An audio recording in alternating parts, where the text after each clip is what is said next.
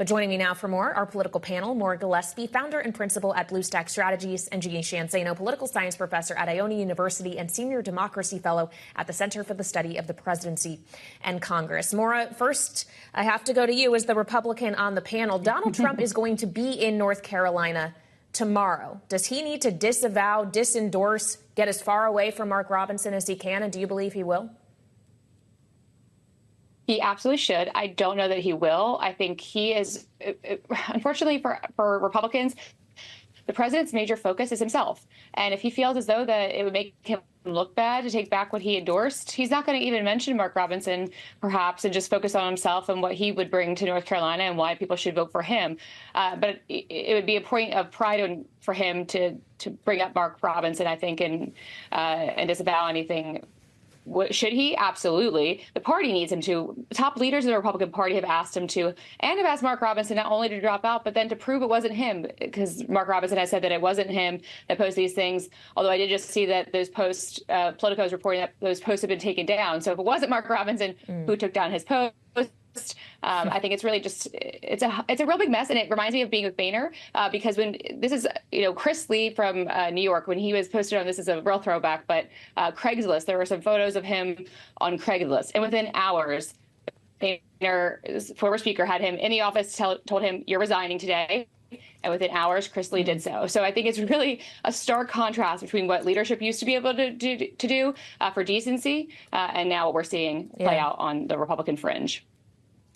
So it might be a little bit challenging for Donald Trump in North Carolina tomorrow. Meanwhile, today, Jeannie, Kamala Harris was in Georgia talking about reproductive freedom specifically, but it also comes on the day that Georgia's state election board voted for new rules that will require the hand counting of ballots. This could delay the results for weeks in that state. How consequential is that decision?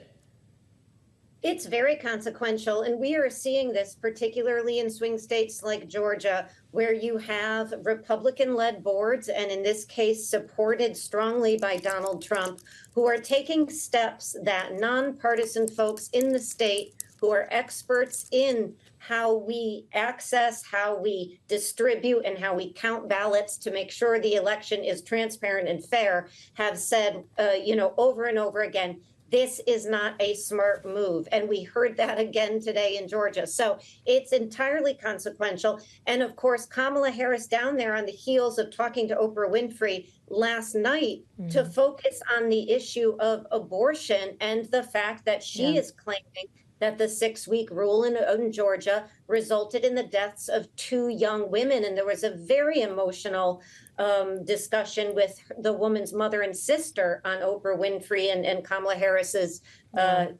rally yesterday. So she's going down there to underscore what is for her a winning issue and has been troubling for Republicans.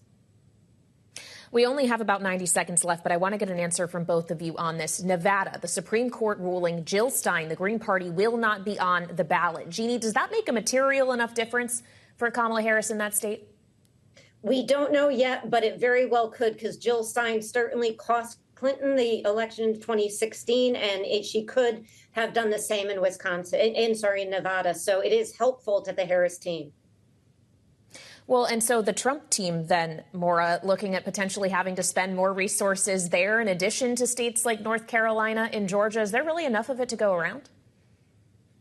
Again, he has been pretty lackluster in having staffed up these states. They don't have enough campaign headquarters in these really important states that he needs to win. I think he was, assuming that he had them in the bag, or he just doesn't really care because, as I said on this program before, part of me doesn't think that Donald Trump actually wants to win the election. I think he wants to complain about it being fraudulent. He's setting up the framework for that, and he wants to be able to fundraise off of this for the next 4 years and still have control over the Republican Party by saying he is going to be the candidate in 2028. So that could be his plan here.